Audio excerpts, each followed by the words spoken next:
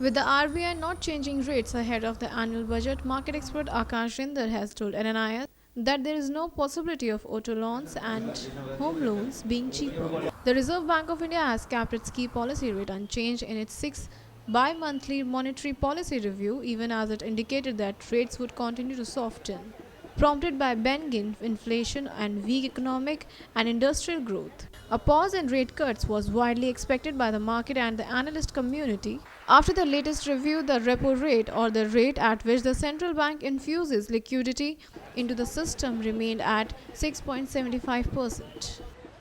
Any reduction in rate of interest, so there is no possibility of auto loans or home loans being cheaper.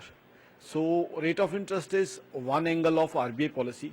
Apart from that, if we see RBI's view, RBI's outlook about inflation is that by March of 2017, inflation perhaps may not get reduced much.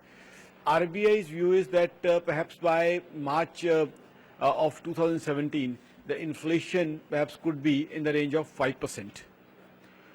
Now, if you talk about GDP growth is expected to be 7.6% in the next financial year. In its Tuesday review, the central bank set a target of 5% retail inflation by January 2017, even as it took a hawkish stance on retail inflation. The RBI also said that it is expected growth at 7.4% in financial year 2016 and 7.6% for the financial year ending March 2017. Equity market trimmed intraday gains after the RBI's decision to keep policy rates unchanged. Perhaps there is lesser possibility of reduction of rate of interest this year, and inflation is perhaps going to remain in the range which is already it is, and GDP growth also, perhaps there is not much growth likely to happen. So the analysis of my organization akashjindal.in is that there doesn't seem to be much hope from the economy or economic growth.